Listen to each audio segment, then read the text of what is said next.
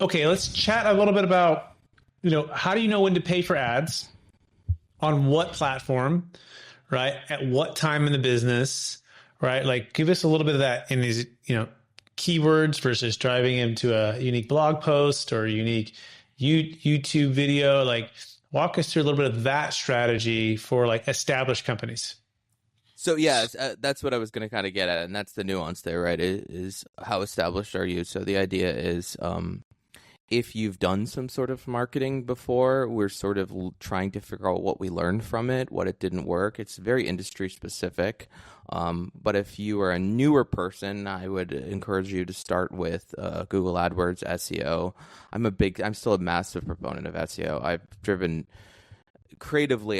a lot of money for clients, easily over 100, $200 million just from SEO. I work with an insurance company that we got them sold from doing just SEO. That's all we did. It's crazy the amount of people that don't invest in it. They don't even think about it. They think it's hard.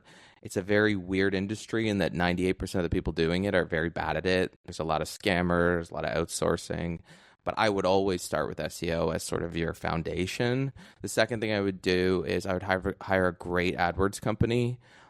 That can make a huge difference. If you don't have it managed properly and your competitor's paying $10 a click and you're paying 40, then you are going to get swallowed up very quickly and you're going to see your money vanish.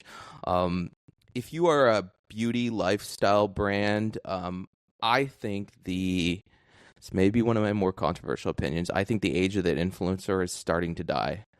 I think a lot of people can see through a lot of these people, their intentions. I think once you've sold me 40 products in the past year, I don't really trust you. So I think that's going to really start to change. I think there's going to be also AI influencers. But when it comes to sort of using Meta, TikTok ads, the various channels that you want to promote through, it does come down to the creativity on the actual creative itself, right? What hooks you in? That alone could lower your cost per click substantially if you just got a little bit creative around working off people's emotions, appealing to them, what is missing in their life. There's a really great book, Edward Bernays? I read that book a little while ago, but it sort of was talking about how he got women to think that smoking was cool, and sort of him understanding the psychology of all that.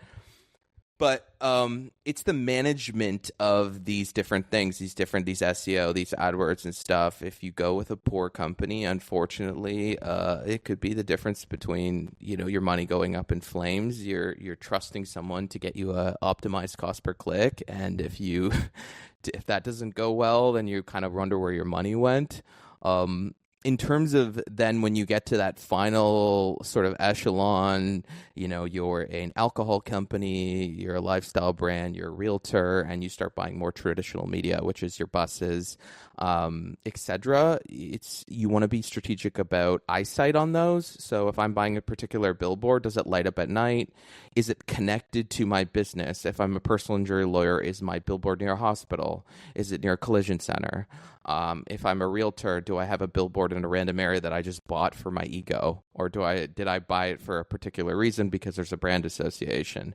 There's a lot that goes into sort of the media buying aspect of when people come to me and say, I have, $2 million, how do I spend it?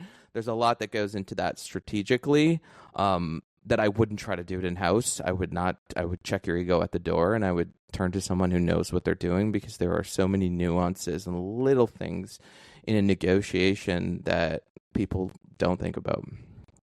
That's another great answer. Thank you so much for that. It sounds like, hire the who, don't be the how, right? Hire the pros too for Google Ads, SEO, and then also making sure that you have amazing hooks with the creative that you're creating on the things. Otherwise, you're going to probably be paying much higher to try to get the same kind of results.